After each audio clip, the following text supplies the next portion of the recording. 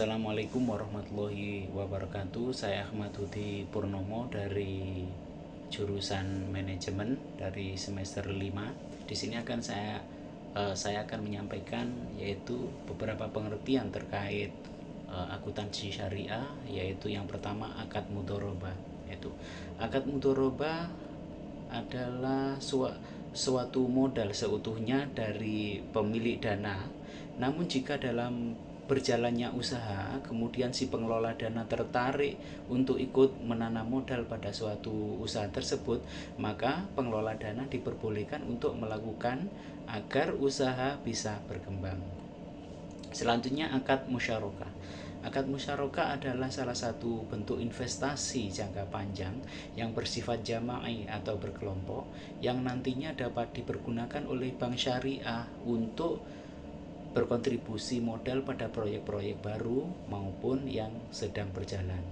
Selanjutnya akad murabaha. Akad murabaha adalah salah satu akad transaksi syariah yang paling menguntungkan. Bisa dipelajari, ada berbagai jenis transaksi di sini. Transaksi syariah tentunya yang bisa kita lakukan, misalnya murabaha dari luar.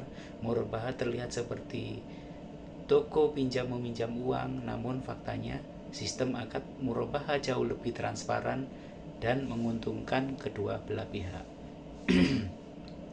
Selanjutnya akad salam adalah salah satu syarat jual beli yang harus dicukupi oleh pemesan, yang menunjukkan jenis macam, kadar, harga, dan ketidaktahuan barang yang dipesan. Selanjutnya istighna merupakan akad jual beli dalam bentuk pemesanan pembuatan barang tertentu dengan kriteria dan persyaratan tertentu yang disepakati antara pemesan, pembeli, dan penjual. Selanjutnya akad ijarah adalah kontrak untuk menyewa jasa orang atau menyewa properti dalam periode dan harga yang telah ditentukan oleh kedua belah pihak. Selanjutnya zakat merupakan ibadah harta yang wajib dilaksanakan setiap muslim yang mampu apabila hartanya telah mencapai nisyab dan haul 1 tahun. Melaksanakan zakat sama wajibnya seperti melaksanakan sholat 5 waktu. Selanjutnya wakaf. Wakaf berasal dari kata wakaf yang berarti menahan atau berhenti atau diam. Maksudnya dari menahan adalah untuk tidak memperjualbelikan atau dihadiahkan atau diwariskan. Artinya seseorang menyerahkan harta miliknya untuk ditahan pokoknya, namun terus dialirkan manfaatnya dari waktu ke waktu. Selanjutnya pertanyaan nomor 2, apa jaminan akad mudharabah diperbolehkan dalam Islam dan bagaimana jika ada kerugian? Di sini mayoritas ulama menegaskan bahwa baik modal maupun keuntungan tidak boleh dijamin, sedangkan beberapa ahli fikih seperti Nasi Ahmad memperbolehkan modal dijamin, yang artinya jaminan yang dimaksud dalam diskusi dan fatwa di SN itu bukan ran atau kolateral atau agunan, melainkan kondisi pengelola atau syarik atau mitra yang bertanggung jawab atas pengembalian modal atau tidak. Oleh karena itu, fatwa ini termasuk klausul bahwa nasabah boleh membuat pernyataan bahwa yang bersangkutan bersedia untuk mengembalikan modal walaupun posisi usaha tidak untung. Jadi, meskipun untung atau rugi, nasabah pengelola wajib mengembalikan, dan itu diperkenankan atas pernyataan dan kehendak sepihak dari pengelola. Seperti itu. Yang ketiga, apakah dalam akad musyarakah, ini pertanyaan yang ketiga, apakah dalam akad musyarakah berlaku pembagian keuntungan dan kerugian? Jelaskan menurut Anda. Di sini keuntungan dalam musyarakah harus dibagi sesuai dengan kadar modal yang diserahkan oleh masing-masing pihak. Demikian pula pekerjaan yang dilakukan mesti dihitung sebagai bagian dari saham yang berhak mendapatkan bagian dari keuntungan. Apabila itu semua tidak dipertimbangkan dalam pembagian keuntungan, maka hukum musyarakah menjadi batal, seperti itu. Selanjutnya, pertanyaan yang keempat, menurut Anda jelaskan apa saja kendala yang dihadapi dalam penerapan akad murabahah dan solusinya di sini.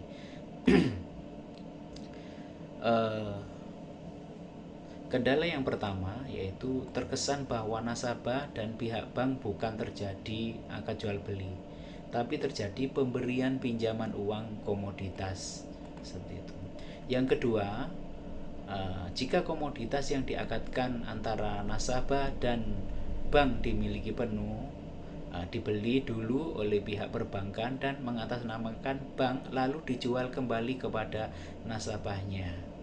Dengan demikian, 2 kali proses jual beli di sana, maka hal ini akan terkena 2 kali pajak penjualan dan harga komoditas atau barang tersebut menjadi lebih mahal.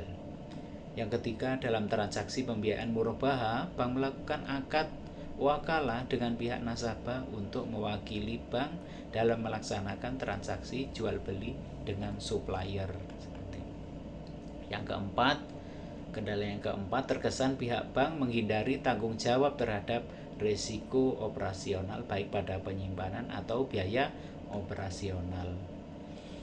Kendala yang kelima, akad murabahah merupakan akad transaksi jual beli, namun pada kenyataannya digunakan untuk pembiayaan modal kerja secara berkesinambungan. Yang keenam, kendala yang keenam, margin keuntungan masih bersifat benchmark. Kendala yang nomor 7, terkadang nasabah berkeinginan untuk melunasi angsuran lebih awal dari skedul yang dijadwalkan dan biasanya menginginkan adanya diskon dari angsuran yang wajib dibayarkan. Kendala yang nomor 8, jika nasabah mengalami default atau tidak bisa membayar angsuran, maka nilai angsuran tidak boleh berubah dan pihak bank tidak bisa mewajibkan nasabah untuk membayar biaya penalti.